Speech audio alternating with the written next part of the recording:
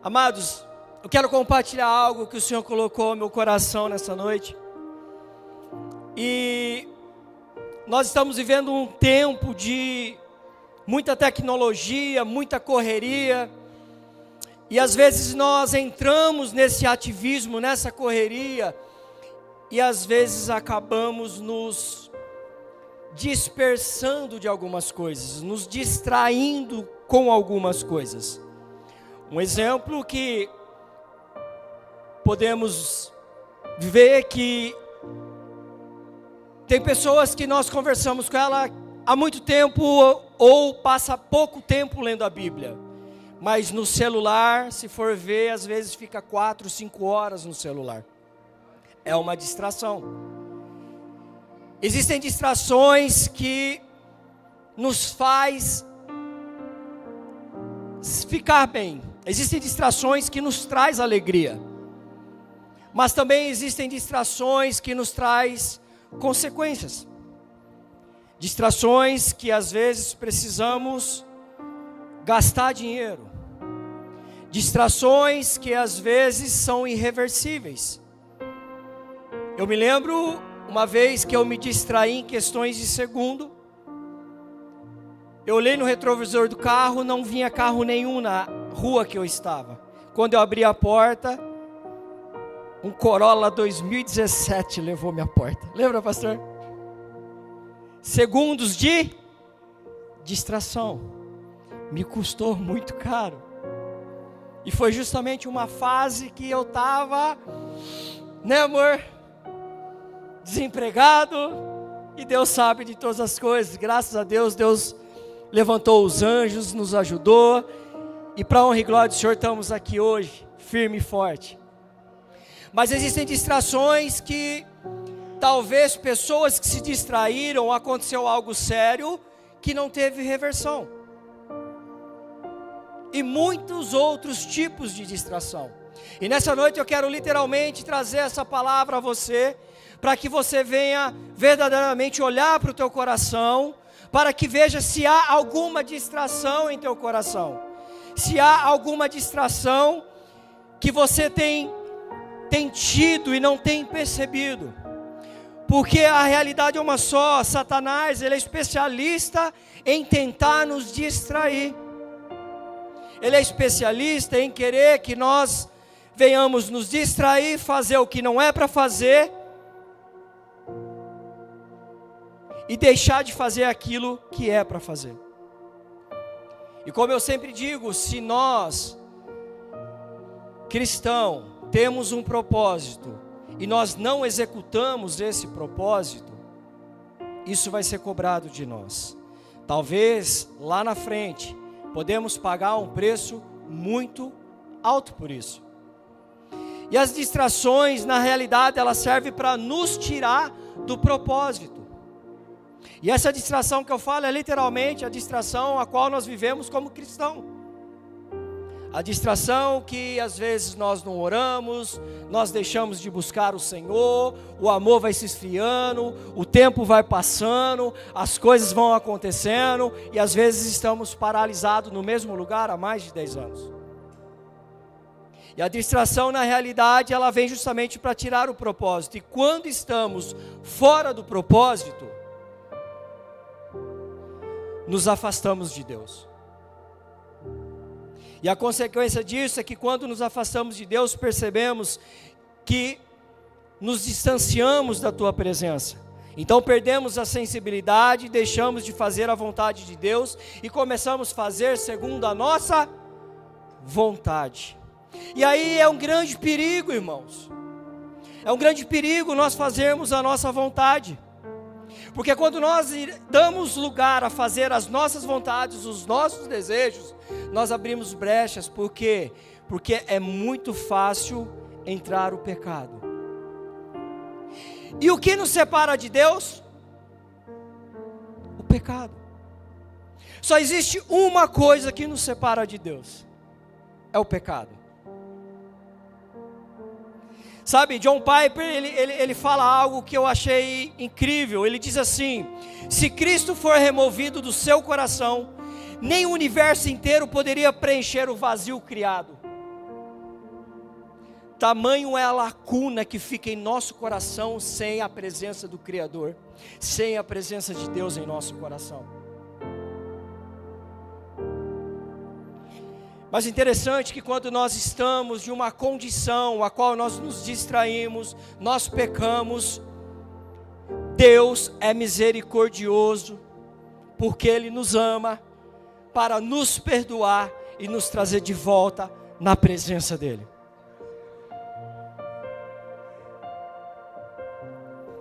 Mas o que é necessário? É necessário, irmão, nós fazermos o sacrifício. Mas mineiro, é um sacrifício como antigamente, que precisava pegar uma ovelha? Não, irmãos, não é isso. O salmista, ele vai dizer para nós, coloca por favor Salmo 51, 17 aqui.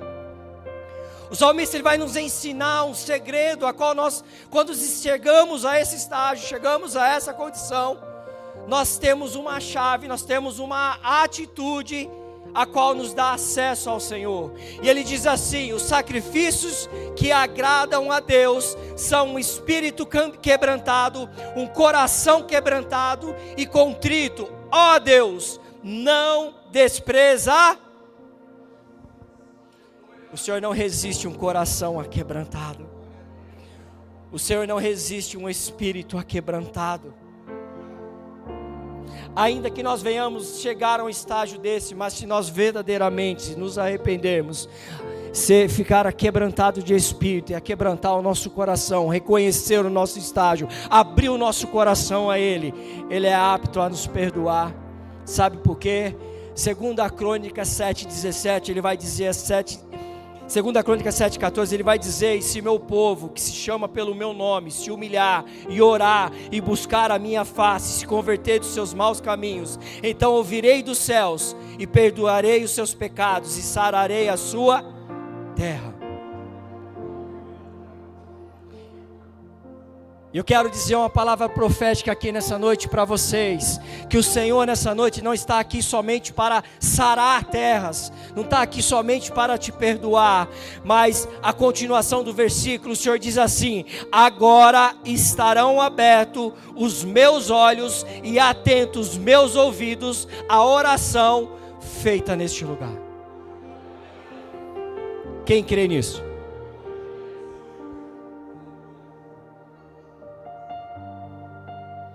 Sabe, Deus, Ele nos perdoa, irmãos, se nós nos arrependemos verdadeiramente de todo o nosso coração. Só que uma coisa que nós precisamos entender é que Deus, Ele perdoa o pecador, mas todo pecado, toda distração que gera um pecado, há uma consequência. E eu quero compartilhar com vocês alguns homens e algumas mulheres da Bíblia.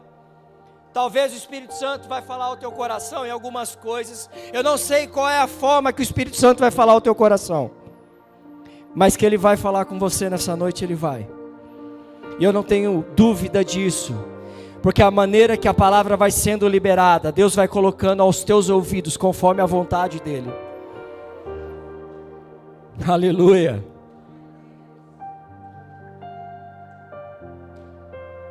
Sabe, nessa noite, irmão, literalmente, eu sinto o próprio Deus dizendo assim: olha, busque a minha face de todo o teu coração. Eu posso ouvir o Senhor dizendo isso: ei, igreja, busque a minha face nessa noite de todo o teu coração. Eu não tenho dúvida dos louvores que foram entoados, a essência da adoração, o coração aos teus pés. É literalmente tudo está ligado a isso. Eu louvo a Deus porque às vezes nós recebemos uma palavra, pastor Francisco, e você fala: Senhor, será que é isso mesmo, Senhor? Será que não é coisa do meu coração, pastor André? E quando os louvores vão tocando, você vê as coisas encaixando e o próprio Deus falando: é isso que eu tenho liberado ao teu coração.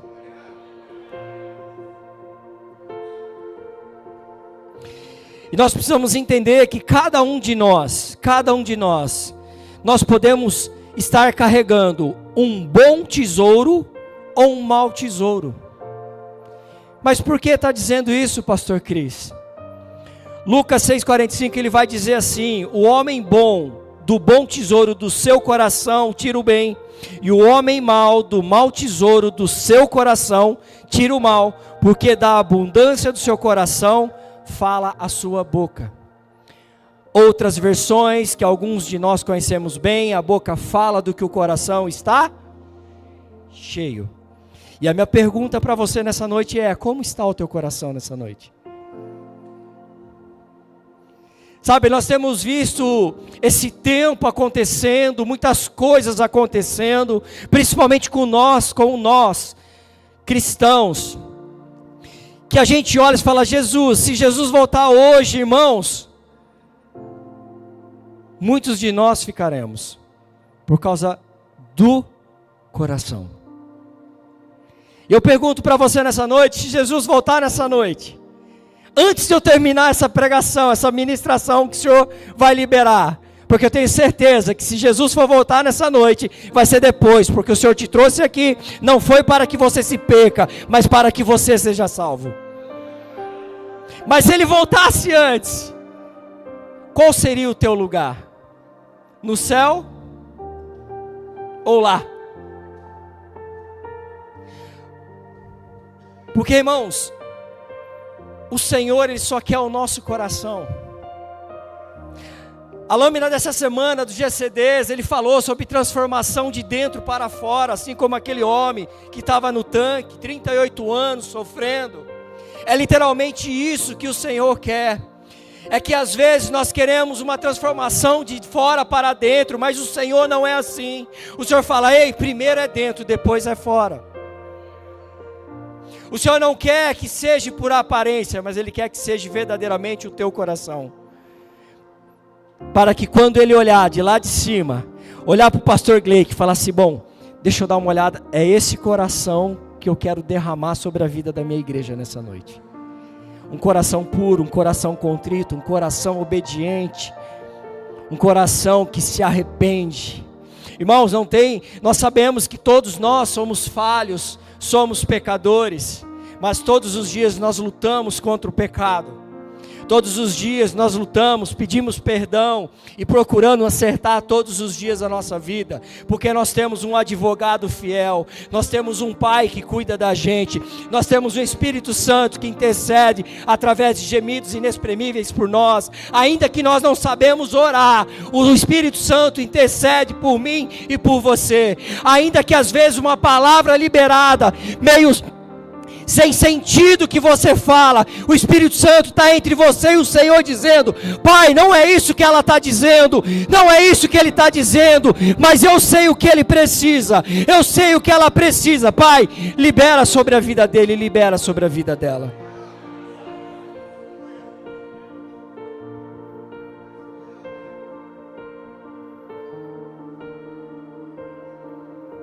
Como você tem andado, irmão, irmã? A distração tem te alcançado, a inquietude no coração tem te alcançado, a ansiedade tem batido na sua porta.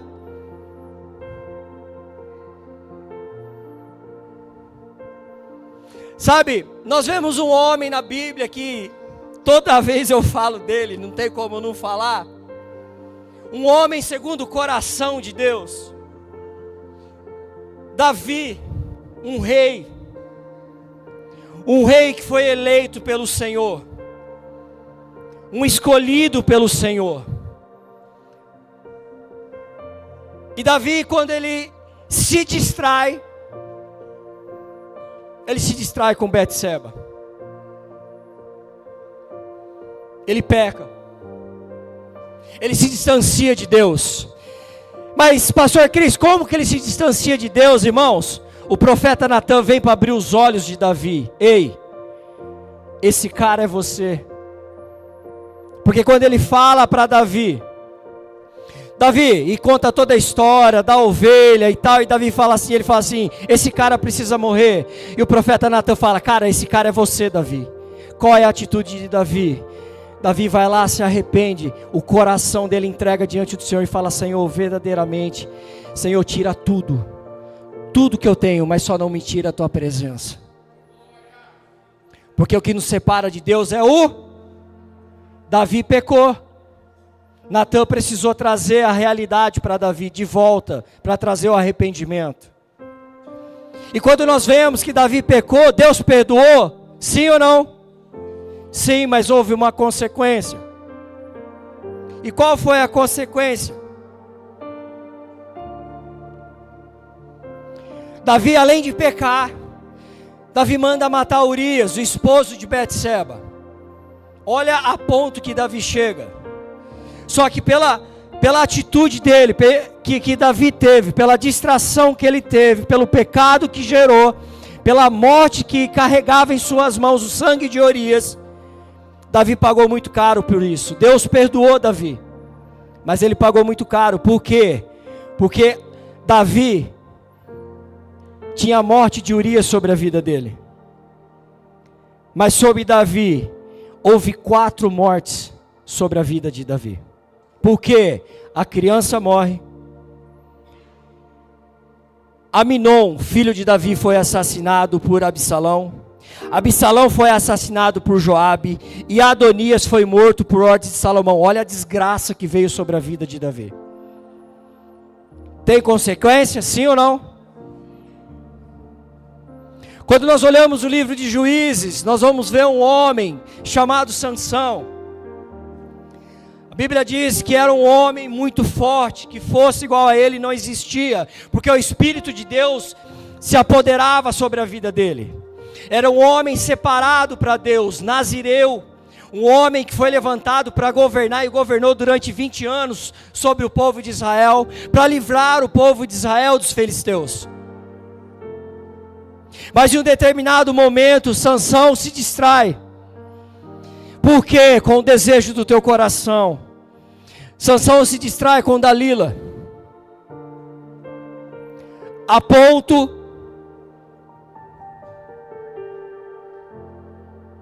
que os filisteus pegam Sansão, passam a navalha no seu cabelo, porque ele falava que o ponto fraco dele era o cabelo, mas na realidade era o Espírito do Senhor que repousava sobre ele.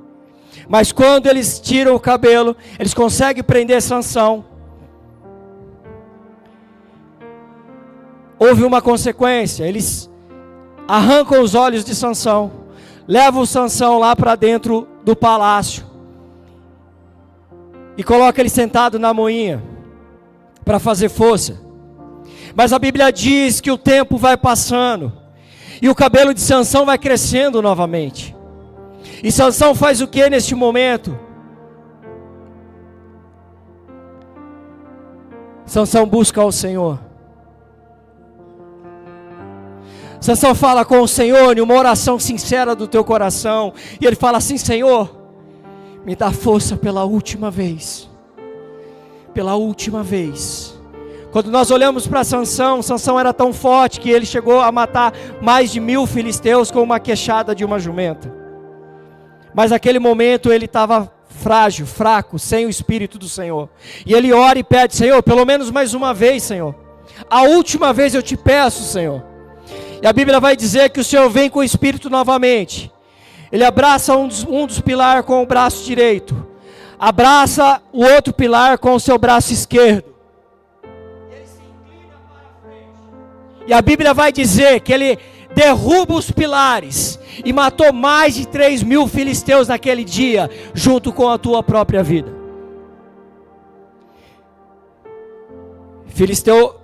Sansão matou mais filisteu morto do que vivo. Quando nós olhamos o rei Saul, um rei que foi levantado segundo o povo, não segundo o Senhor, porque o povo naquela época clamava por um rei, porque era ainda a época dos juízes, mas o povo de Israel estava insatisfeito. Eles não queriam juízes, eles queriam um rei. Então o Senhor pede para que levantasse o rei Saul. E aí nós vamos ver que o rei Saul se inclina à desobediência.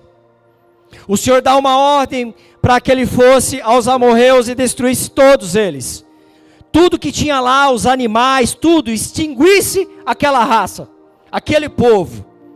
Pois ele vai, vence e traz os melhores animais e traz os reis. ali ele desobedece ao Senhor, o Senhor já fica bravo com ele. E não bastando isso, ele fala com o profeta Samuel. Samuel fala para ele: espera durante 7 dias que nós vamos fazer um holocausto ao Senhor. E quando eu voltar, nós faremos esse holocausto ao Senhor para depois você ir para a guerra. Pois ele já fazia 7 dias, o profeta Samuel não chegava. E ele ansioso, porque o povo estava querendo dispersar. E ele não queria deixar o povo dispersar. Então ele entra com a força do seu próprio braço. Ele vai lá e faz o holocausto, a oferta ao holocausto ao Senhor.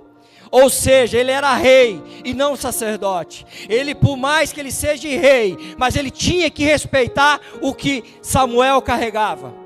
Porque nós, como cristãos, precisamos entender o que nós carregamos, a posição que o Senhor nos colocou. Mas nós precisamos respeitar o que Deus colocou sobre a vida dos nossos irmãos. E ele não respeitou. A consequência disso, Saul perde o trono, perde o seu reinado. Quando nós olhamos a filha de Saul, Mical, quando nós olhamos Mical, Davi está vindo, festejando com a arca da aliança, dançando na frente da arca, todo feliz. E ela vê Davi dançando. A Bíblia vai nos dizer que ela despreza Davi. Mical era filha de Saul, casada com Davi. A esposa de Davi despreza ele, desonra ele. E por esse fato dela desprezar e desonrar o ungido do Senhor, a Bíblia vai dizer que ela nunca teve filhos, até o dia da sua morte. Ou seja, o pai pela desobediência, o Senhor tirou o trono. A filha pela desonra, pelo desprezo ao homem de Deus, ele fechou a madre, ou seja, ele tirou toda a geração daquela mulher. Tem consequência?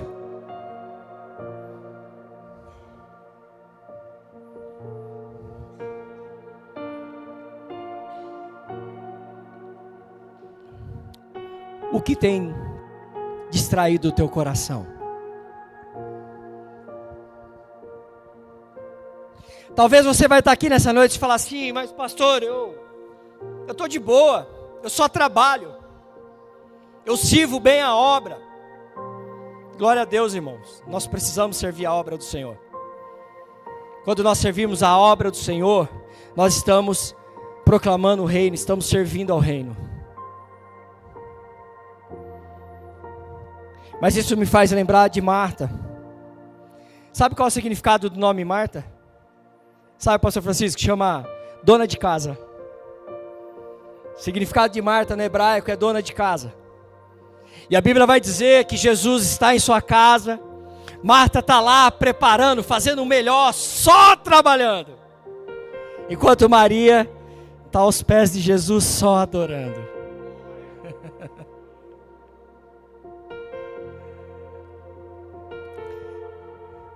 E Jesus fala assim: Marta, Marta, por que está distraída, inquieta com os afazeres? E ela fala: Senhor, você não vê que minha irmã está aí? Pede para ela me ajudar. E fala assim: Marta, eu não vou tirar a Maria daqui porque ela está com a melhor parte. Sabe qual é o grande problema? Nós precisamos trabalhar, nós precisamos servir sim, irmãos. E homens, deixa eu dar um recadinho para vocês. Não é só trabalhar 24 horas por dia não, viu, varão valoroso? Precisa levar sua esposa para passear, para comer uma carne no grill, para dar uma volta no final de semana no shopping. Não é só trabalhar não, viu, irmão? De varoa. Não é só sair do serviço e ficar o tempo todo limpando a casa também não, viu? Tem que dar atenção pro varão valoroso. Não é não, Júlio? O grande problema de Marta nessa situação é que quando a pessoa está ansiosa, está inquieta, ela tem duas situações: ou ela vive no passado, ou ela vive no futuro. e ela acaba não desfrutando do presente. Por quê? Quem estava na casa de Marta? Jesus. E ela atarefada com os afazeres e não desfrutava da presença de Jesus. No entanto, quando nós vamos ver mais para frente, quando Lázaro morre, a primeira pessoa que vai falar com Jesus é Marta. E Marta literalmente já fala: Senhor, se tu estivesse aqui, meu irmão não tinha morrido. E ele fala assim: Marta, o teu irmão não morreu, ele há de ressuscitar. Aí ela fala: mas Senhor, eu sei que naquele grande dia, né, o Senhor irá ressuscitar, ou seja, já vai lá na frente. E ele fala: Marta, eu sou a ressurreição. Ele estava dizendo: ei Marta, viva o presente, porque eu estou aqui. O grande problema é esse, que às vezes a inquietação, a ansiedade faz com que você vive lá na frente ou vive lá no passado, e você não desfruta do presente, não desfruta da presença do Senhor. Como está o teu coração nessa noite?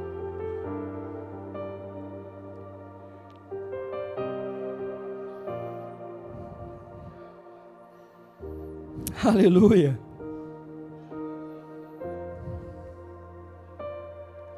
Olha para o teu irmão aí, diz assim para a tua irmã, fala assim: ó, as distrações, elas servem para te tirar da presença de Deus.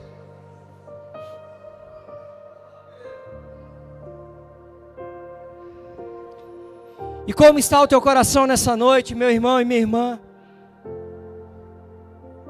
Nessa noite eu tenho certeza que o Senhor te trouxe aqui para fazer um raio-x no seu coração.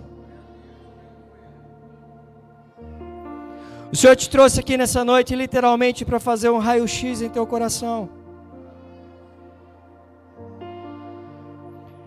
Um coração ansioso não desfruta do presente. Um coração inquieto. Provérbios 4, 23, ele vai dizer assim: sobre tudo que se deve guardar, guarda o teu coração, porque dele procede as fontes da vida. Se você procurar na Bíblia, não tem outra coisa que o Senhor pede para que nós venhamos guardar, é somente o coração. E a realidade é uma só, irmão. Eu já orei e eu já vi pessoas falar: Senhor, guarda o meu coração. Mas a Bíblia está dizendo: é você que tem que guardar o teu coração.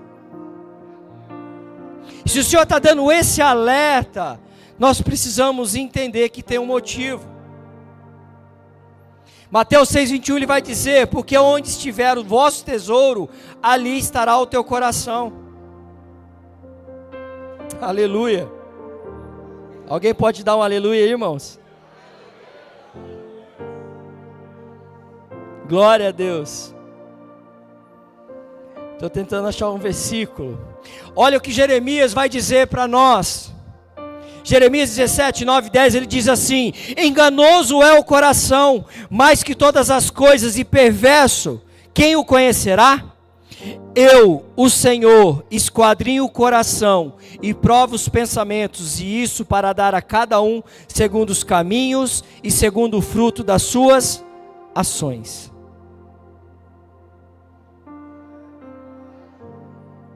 Irmãos, o nosso coração é enganoso. Nós não podemos confiar no nosso coração, de forma alguma. A nossa confiança tem que vir do Senhor. Essa é a confiança plena que nós precisamos ter nele. Todos os dias da nossa vida nós precisamos confiar no Senhor. Mas você vai dizer: pastor, mas tudo bem, essas distrações, eu até entendi que algumas coisas eu acabei fazendo, mas como que eu faço agora? Irmãos, existe uma chave que você tem nas suas mãos para virar nessa noite e mudar tudo isso, que foi que o Senhor te trouxe aqui nessa noite, para que você saia desse lugar com um coração novo, com um coração renovado, com um coração limpo. E só tem uma maneira de Deus trabalhar na minha vida e na tua vida, quando nós reconhecemos o nosso estado. Não tem outra forma. Quando nós vemos Jesus falando com o cego, o que tu queres que eu te faça? Eu me lembro que até ouvi algumas pessoas rindo, pô, o cara é cego, lógico que ele quer que Jesus cure a visão. Mas Jesus estava perguntando, o que tu queres que eu te faça? E ele disse, Senhor, eu sou cego. É necessário dizer ao Senhor o estado que Ele está, porque se você não reconhecer o estado que você está, é impossível Deus fazer um milagre na tua vida. A Bíblia vai dizer que Jesus não fez milagres na cidade que Ele estava, porque as pessoas impediram, porque não o reconhecia, não honrava, não acreditava nele. Se a pessoa verdadeiramente não entender o estágio que ela está, para que venha verdadeiramente colocar diante do Senhor, para que o Senhor faça o milagre, para que o Senhor opere na vida dela, é impossível o Senhor fazer. Por quê? Porque se você não reconhecer, é sinal que você não quer mudança na tua vida. E Deus jamais vai te forçar a algo que você não queira. E o reino de Deus, irmão, é um só. Quando nós vemos o reino de Deus, o reino dos céus, quando Jesus começa a pregar, a primeira coisa que Ele vai falar é sobre arrependimento. E nós precisamos trazer esse arrependimento em nosso coração. É por isso que um coração contrito o Senhor não resiste. Por quê? Porque gera um arrependimento. Um coração contrito ao Senhor, que Ele é sensível a entender, a reconhecer e falar, Senhor, esse é meu estado, mas Senhor, eu não quero mais ficar nessa situação. Muda a minha vida, muda a minha história, Senhor, porque eu quero viver algo novo na minha vida nesse dia. Quem aqui quer viver o novo do Senhor? Aleluia. E a chave que eu quero deixar para você aqui nessa noite, e eu quero junto com você, ativar essa chave nessa noite. Coloca por favor aqui Jeremias 29:13.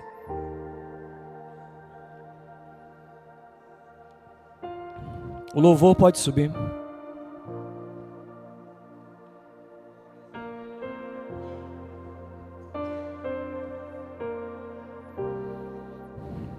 Irmãos, cuidado com as distrações. Será que você pode ser um profeta aí para o teu irmão do lado e falar isso para ele ou para ela? Cuidado com as distrações.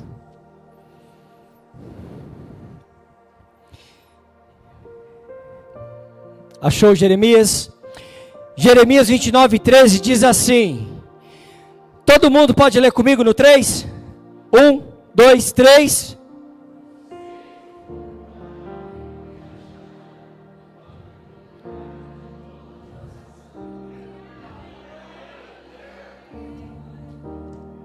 Vamos ler mais uma vez. Em nome de Jesus. 1, 2, 3. Vocês me procurarão e me acharão quando me procurarem de todo o...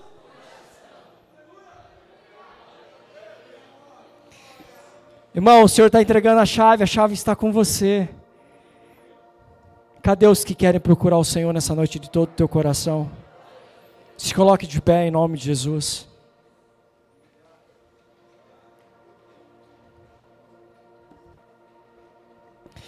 Eu não sei qual tem sido, irmão, a distração de você. Feche os teus olhos em nome de Jesus. Agora eu quero dizer, se você buscar o Senhor de todo o teu coração, eu quero dizer algo para você que agora não depende mais de mim, não depende do louvor, agora é você que precisa buscar o Senhor. A chave está no teu coração. Se você buscar-me-eis e achareis, quando buscares de todo o vosso coração. Eu não sei qual tem sido a distração na tua vida. Eu não sei o que é que tem distraído o teu coração. Eu não sei se é a língua, eu não sei se são as coisas do mundo, eu não sei, mas o Senhor sabe, porque Ele esquadrinha o teu coração e o meu coração nessa noite. O Senhor sabe como você chegou com o teu coração aqui. Talvez você nessa noite está com o coração que se fala, Senhor, eu não aguento mais. Senhor, é tanta coisa que eu preciso que limpe o meu coração. Eu não aguento mais ver coisas. Eu não aguento mais ficar falando coisas. porque às vezes até o falar fermenta o teu coração, mas o Senhor sabe nessa noite, e essa noite eu quero te convidar a verdadeiramente buscar o Senhor de todo o coração, de todo entendimento, de toda a tua alma nessa noite, para que o Senhor toque no teu coração nessa noite. E se necessário, fale para o Senhor nessa noite: Senhor, se necessário, Deus, trocar meu coração, troca. O Senhor me fala que há corações de pedra aqui nessa noite, que Ele quer dar corações de carne nessa noite. Ele vai trocar corações aqui nessa noite. Deixa Deus sair. Busque Ele, igreja. Comece a clamar por Ele. Comece a orar ao Senhor. Rasga o teu coração nessa noite.